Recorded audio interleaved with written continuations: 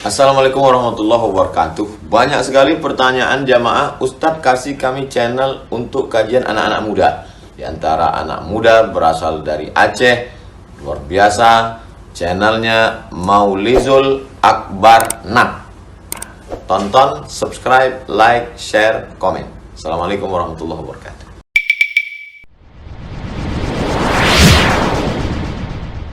Pertanyaannya, apa hukumnya umrah cicilan? Kita lihat Pak, sekarang para pemilik travel itu mulai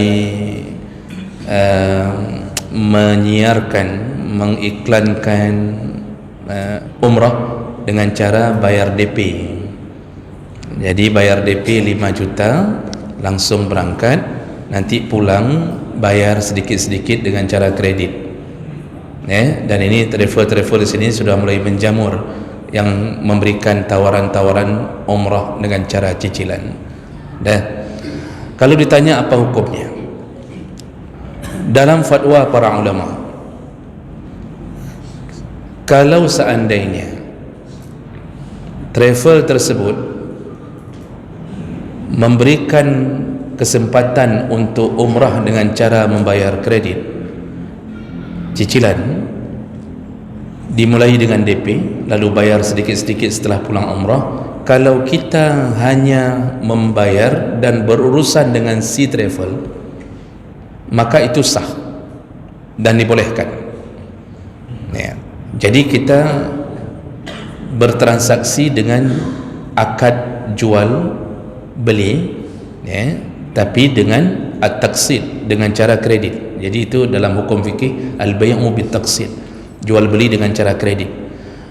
Itu sah kalau kita berhubungan hanya dengan si travel.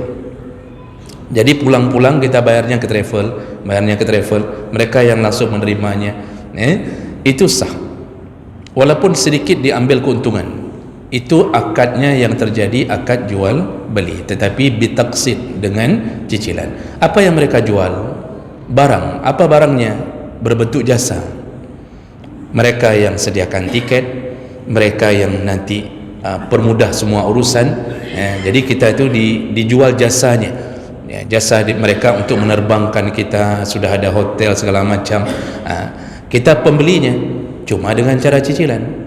Maka jual beli cicilan kredit itu dalam timbangan jumhur ulama, dan sedikit sekali yang membantahnya, Pak. Itu boleh. Termasuklah kalau kita jual beli kredit hari-hari, Pak. Bapak beli motor 13 juta, lalu bapak jual kembali dengan kredit, sekitar 2 bulan 3 bulan baru diselesaikan, atau bisa 5 bulan 6 bulan. Tetapi ada barang dan harganya ditentukan di awal, bahwa jumlah kreditnya sekian, dan temponya diatur, ambil 6 bulan sekian, ambil 7 bulan sekian. Itu jual beli kredit seperti ini sah, dibolehkan, dan itu tidak ada yang dirugikan dan tidak ada yang diuntungkan, karena sama-sama mendapat rugi, sama-sama dapat untung. Apa ruginya, apa untungnya si penjual dengan cara kredit? Dia bisa dapat keuntungan lebih banyak. Ruginya apa? Dia harus menunggu 15 bulan, 3 tahun, 4 tahun baru bisa penuh uangnya, keuntungannya. Terus apa keuntungan pembeli? Dia bisa dapat barang duluan tanpa harus membayar penuh. Apa ruginya? Dia membayar lebih banyak daripada harga cash. Jadi kalau kita baca fikih muamalah, jual beli kredit halal, tidak mengapa. Jadi kalau ada orang yang mengatakan, oh hanjut, yang 2 buah akad, itu bukan 2 akad, Bapak. Itu 2 penawaran. Yang ditawarkan kan 2, mau cash apa mau kredit. Ada orang yang mengatakan, saya ambil dua-duanya terus, cash dengan kredit. Punah pungo orangnya acok cash dengan kredit sekaligus. Ujungnya pasti satu. Itu bukan 2 akad. 2 akad itu langsung bermain di atas satu garis. Seperti leasing. Yang jual beli dengan cara leasing itu 2 akad. Pertama akad jual beli, kemudian jadi sewa menyewa. Kalau sudah bayar DP, barang itu sudah sah milik kita. Selanjutnya terjadi hutang piutang. Kalau leasing mana ada, bayar DP tapi barang belum sah jadi milik kita sampai kita lunasi. Oh, tidak begitu dalam jual beli. Jadi dia rubah pertama jual beli, tapi di bawahnya langsung ada sewa menyewa. Itu sewa menyewa kalau sudah begitu. Itu yang lesing-lesingnya yang haram Pak. Jual beli kredit tak mengapa, dibolehkan. Makanya travel yang begitu langsung bayar ke dia, itu dibolehkan. Sudah. Yang kedua, kalau dia menawarkan kredit umrah kredit, tetapi ketika kita bayar, kita berhubungan dengan pihak ketiga. Jadi bukan lagi dengan travel, ke pihak kelih yang main. Apakah bank ataukah Adira, Aisyah, Anissa, macam-macam namanya itu Pak. Ambil barang di sini, bayarnya ke sini. Ini apa yang terjadi nih? Kenapa ke sini bayarnya? Pulang-pulang kita disuruh store ke bank. Bukan atas nama travel pun, langsung ke bank. Yang terjadi sudah bisa ditebak Pak. Bank itu melunasi lebih dahulu. Bank itu melunasi lebih dahulu ke travel ini. Berapa kita berangkat? 20 juta. Langsung bank lunasi ke sini. Lalu kita dijadikan terikat dengan bank, jadi nasabah bank secara otomatis. Waktu bayar ke sini, kita tidak bayar lagi sejumlah harga travel, tapi sudah naik. Waktu naik, kita berhubungan dengan bank bukan sebagai penjual dan pembeli.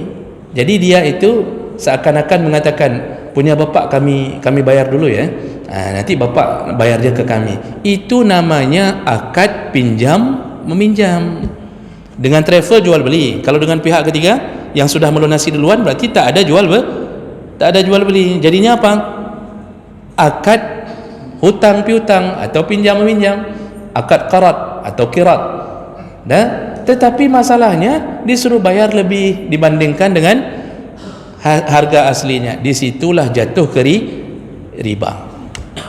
Maka lihat travel Pak. Kalau travelnya langsung main ke dia, kita tidak ada urusan dengan pihak ketiga, langsung itu insya-Allah aman. Tapi kalau sudah main, kita ditawarkan bahkan oleh bank, oleh koperasi. Nanti koperasi buka umrah untuk guru-guru misal. Guru-guru daftarnya melalui koperasi. Dan padahal yang punya travel sebelah sini. Nanti koperasi bayar duluan ke sini. Kita nanti bayarnya ke koperasi dengan dana yang berbeda dengan harga asli. Nyan baru haram. Jadi kalau bapak mau berangkat dengan travel umrah yang model begitu, itu lihat-lihat bagaimana jalan proses transaksinya. Cuma satu nasihat saya Bapak Ibu, umrah itu ibadah yang juga disuruh kepada yang mampu, kepada yang mampu. Karena umrah itu butuh perjuangan. Dia perlu tenaga, harta, aman di jalan. Itu baru mampu disuruh umrah. Kalau dalam mazhab Syafi'i, umrah pertama wajib. Karena Syafi'i memakai sandaran hukum dilalatul iqtiran. Kalau Allah menyebutkan dua benda bersamaan, maka hukumnya sama. Karena Allah menyebutkan wa atimmul hajja wal umrata lillah. Sempurnakanlah haji dan umrah karena Allah. Disebut haji dan umrah sekaligus. Makanya dalam mazhab Syafi'i, haji, umrah yang pertama itu sama-sama wajib. Tapi syaratnya bagi yang mampu. Karena Allah sebut liman istata'a ilaihi sabila. Jadi jangan paksa umrah kalau tak mampu. Jangan hidup setelah pulang umrah berhutang. Kecuali kita yakin uang kita ada, cuma keluarnya nanti. Itu boleh. Artinya kita yakin ini sudah ada uang, cuma belum bisa dikeluarkan, nanti bulan-bulan sekian baru keluar. Itu tak mengapa. Tapi menyiksa-nyiksa diri setelah umrah, itu jangan. Untuk apa ibadah kemudian membuat hati merasa tak nyaman.